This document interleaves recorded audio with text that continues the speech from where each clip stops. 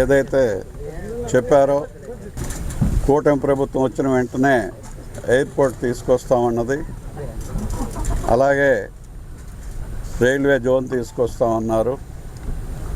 Visakhapatnam surrounding ఏరియాస్లో economic zones కింద మొత్తం ఇండస్ట్రీస్ చేస్తామంటే ఈరోజు 20 లక్షల కోట్ల పైచిలకు ప్రాజెక్ట్స్ అన్నీ వస్తున్నాయి.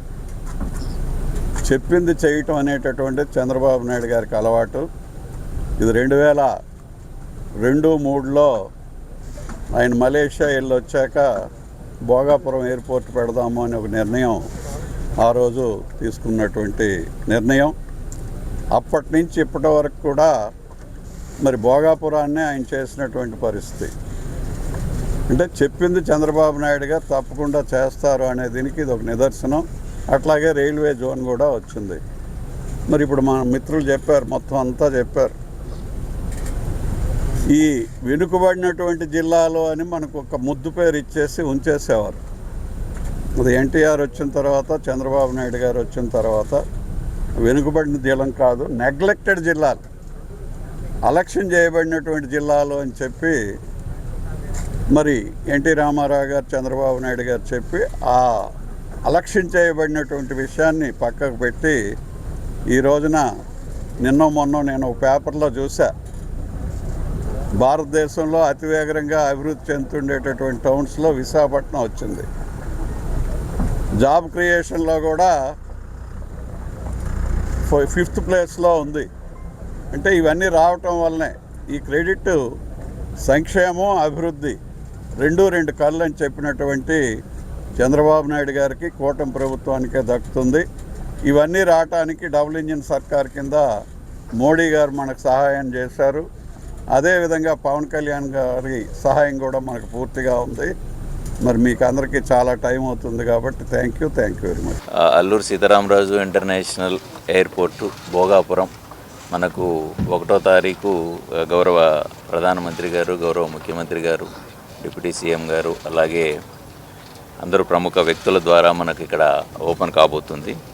ఉత్తరాంధ్ర కళలకు రెక్కలు మనకు ఎప్పటి నుంచో మన డ్రీమ్ ఒకటి రియలైజ్ కాబోతుంది. భూమి నుండి భవిష్యత్తు వరకు మనకు భూమి మనది, సో భవిష్యత్తు కూడా మనదే ఉంటుంది. 2017లో మనకి ఇది ఫౌండేషన్ వేయడం జరిగింది గౌరవ ముఖ్యమంత్రి వర్యులు. 2026 ఆగస్టు 1వ తారీఖున గౌరవ ప్రధానమంత్రి గారి చేతుల మీదుగా ఇది ప్రారంభోత్సవం చేసుకుంటున్నాము. 4,592 కోట్ల ప్రాజెక్ట్ ఇది. ఇప్పటికి మనకు 6 మిలియన్ ప్యాసింజర్స్, అంటే 60 లక్షల ప్యాసింజర్స్కు మనకు కెపాసిటీ ఉంది. దీన్ని 40 మిలియన్ల వరకు తీసుకుపోయే కెపాసిటీ ఉంది దీంట్లో. సో 6 లక్షలు, ఇప్పుడు 60 లక్షలు, ఇప్పటికి 40 మిలియన్ అంటే 4 కోట్ల వరకు కెపాసిటీ తీసుకెళ్లే కెపాసిటీ మన దగ్గర ఇక్కడ ఉంది. సో 3,800 మీటర్ల రన్వే, ఎంత పెద్ద ఎయిర్ క్రాఫ్ట్ అయినా దిగేంత పెద్ద రన్వే కూడా మనకు ఉంది. మోస్ట్ మోడర్న్ ప్యాసింజర్ టెర్మినల్, దాంతోపాటు మన కార్గో టెర్మినల్. జనరల్గా కొత్త ఎయిర్పోర్ట్లో కార్గో టెర్మినల్ రాదు అంత త్వరగా, కానీ మన కార్గో టెర్మినల్ కూడా వచ్చింది. అలాగే దీని పక్కనే జిఎంఆర్ మాన్సస్ ఏవియేషన్ యూనివర్సిటీ. గౌరవ ముఖ్యమంత్రి వర్యులు మొత్తం కూడా మన సౌత్ ఈస్ట్ ఏషియాలో కూడా ఎక్కడ కూడా మ్యాన్ పవర్ సప్లై కోసము, qualified man power supply to aviation industry సరిగా లేదు అనే ఉద్దేశంతో, ఆ అవకాశాన్ని మనమే తీసుకుందాం అనే ఉద్దేశంతో ఇక్కడ మాన్సస్ ట్రస్ట్ ల్యాండ్తో జిఎంఆర్ మాన్సస్ ఏవియేషన్ యూనివర్సిటీ కూడా ఒకటి రాబోతుంది. అలాగే ఎంఆర్ఓ ఫెసిలిటీ, అంటే ఫ్లైట్ మెయింటెనెన్స్ది కూడా ఒక ఎంఆర్ఓ ఫెసిలిటీ ఈ మధ్యలోనే హైదరాబాద్లో ఓపెన్ చేశారు. మనకి ఇమీడియట్గా మనకి ఇక్కడ రాబోతుంది. మన ఏపీలో ఫస్ట్ ఎంఆర్ఓ ఫెసిలిటీ కాబోతుంది ఇది. దీనివల్ల 15,000 డైరెక్ట్ ఎంప్లాయ్మెంట్స్, అలాగే 5,85,000 మందికి ఇండైరెక్ట్ ఎంప్లాయ్మెంట్ కూడా రావడం జరుగుతుంది. దీనివల్ల మనకు అగ్రికల్చర్ కానీ, హార్టికల్చర్ కానీ, అనిమల్ హస్బెండరీ, ఫిషింగ్, మైనింగ్ యాక్టివిటీస్కు చాలా ఊతం ఉంటుంది. దీనివల్ల మన ఇక్కడ నుంచి మనకు ఒక కార్గో టెర్మినల్ ఉండడం వల్ల అది చాలా అడ్వాంటేజ్ అవుతుంది. ఎన్డీఏ కూటమి ప్రజల మన్ననతో అధికారంలోకి వచ్చిన తర్వాత ఎంతో శరవేగంగా స్వీయ పరీక్షణలో నా నియోజకవర్గంలో ఈ ప్రాజెక్టు పూర్తవ్వడం, ఆగస్టు 1వ తారీఖున జనం మెచ్చే నేత, భారతదేశానికి అతి ఎక్కువ కాలం ప్రధానమంత్రిగా పనిచేసిన మన ప్రియతమ నాయకుడు, మహిళల ఆత్మగౌరవాన్ని ఎప్పుడూ కూడా కాపాడే మన ప్రధానమంత్రి నరేంద్ర మోడీ గారి చేతుల మీదుగా ఈ ఎయిర్పోర్ట్ ఓపెన్ అవ్వడం చాలా సంతోషంగా ఉన్నది. మరి మనకందరికీ తెలిసిన విషయమే, 2018లో చంద్రబాబు నాయుడు గారి హయాంలో ఎయిర్పోర్ట్ శంకుస్థాపన చేసుకుంటే మరి మన ప్రభుత్వం వచ్చిన తర్వాత దీన్ని ప్రధాన గ్రోత్ ఇంజన్గా తీసుకొని ఇది ఉత్తరాంధ్రకే కాదు మన రాష్ట్రానికి కూడా ఒక ఎక్స్పోర్ట్ హబ్గా దీన్ని తయారు చేయాలి. ఇక్కడ ఇది ఒక మణిహారం అని చెప్పి దీన్ని ప్రత్యేకంగా నిర్మించే దిశగా ముందుకు తీసుకువెళ్ళిన చంద్రబాబు నాయుడు గారికి, రామ్మోహన్ నాయుడు గారికి, ప్రతి ఒక్కళ్ళకి కూడా నేను ప్రత్యేక ధన్యవాదాలు తెలియజేస్తున్నాను. మరి నెల్లిమర్ల నియోజకవర్గం ఇంకా చాలా అభివృద్ధి జరగాల్సిన అవసరం ఉన్నది. చాలా ఇన్ఫ్రాస్ట్రక్చర్ ఇక్కడ డెవలప్ అవ్వాల్సిన అవసరం ఉన్నది. నేనైతే పూర్తిగా విశ్వసిస్తున్నాను, ఎన్డీఏ కూటమి నాయకత్వంలో ఖచ్చితంగా రిషికొండ టు భోగాపురం ఒక మంచి కారిడార్గా ఐటీ అయితేనే, పరిశ్రమలు అయితేనే ఖచ్చితంగా అభివృద్ధి చెందుతుంది. ఎవరు అధైర్యపడవద్దు. రోడ్లు అనుకున్న స్థాయిలో అవ్వకపోయినా కూడా ప్రయాణికులకు ఇబ్బంది కలగకుండా ప్రతి నిర్ణయం కూడా ఈరోజు ప్రభుత్వం తీసుకుంటున్నది.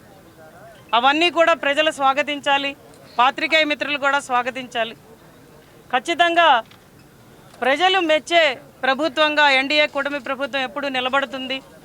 కాబట్టి నేను ప్రజలందరికీ ఇస్తున్న పిలుపు ఏంటంటే, ఆగస్టు 1వ తేదీన జరిగే ఈ మహత్తర కార్యక్రమంలో మీరందరూ కూడా పాల్గొని దాన్ని జయప్రదం చేయవలసిందిగా ప్రతి ఒక్కరిని కోరుకుంటున్నాను. యావత్ ప్రజలందరూ కూడా దీంట్లో భాగస్వామ్యం అయ్యేలాగా మొత్తం కూడా కార్యరూపం చేయడం జరిగింది. సుమారు 5,000 బస్సులు ఏర్పాటు చేసి ఉన్నటువంటి వచ్చినటువంటి ప్రజానికానికి అన్ని సౌకర్యాలు కల్పిస్తూ, అటు పార్కింగ్లో అవ్వచ్చు, మార్నింగ్ వాళ్ళకి ఇచ్చినటువంటి అల్పాహారం అవ్వచ్చు, లేదా వెళ్ళేటప్పుడు భోజనం ఏర్పాట్లు అవ్వచ్చు, అన్నీ కూడా ఏర్పాటు చేయడం జరిగింది. గౌరవ ప్రధానమంత్రి గారు సుమారు 10:30కి ఇక్కడ వస్తారు. వచ్చిన తర్వాత ఆయన ఎయిర్పోర్ట్ సందర్శిస్తారు. ఒక హాఫ్ అన్ అవర్ వరకు ఎయిర్పోర్ట్ సందర్శించి, ఆ ఎయిర్పోర్ట్ సందర్శించిన తర్వాత ఎయిర్పోర్ట్ నుంచి సభకు వెళ్ళే దారిలో మనందరికీ తెలుసు, ఉత్తరాంధ్రలో అరకు అనేది ఒక టూరిజం హబ్. ఆ అరకులో ఉన్నటువంటి మన పిల్లలందరూ కూడా దింసా డ్యాన్స్ అనేది స్పెషల్ మనందరికీ కూడా. సుమారు 13,000 మంది బాలికలతో దింసా డాన్స్ ప్రదర్శన ఆయనకి కనువిందుగా చేయాలనేది మా అందరి ఆలోచన. దానికి అన్ని ఏర్పాట్లు కూడా గౌరవ కలెక్టర్ గారు, అలాగే 6 జిల్లాలు ఉన్నటువంటి కలెక్టర్లు అందరూ కూడా భాగస్వామై దీన్ని విజయవంతం చేయడానికి అన్ని ఏర్పాట్లు కూడా చేయడం జరిగింది. దింసా డాన్స్ చేసినటువంటి ప్రతి బాలిక కూడా ఏ రకంగా చేయాలో దానికి ట్రైనింగు, కోఆర్డినేషన్ అన్నీ కూడా చేయడం జరిగింది.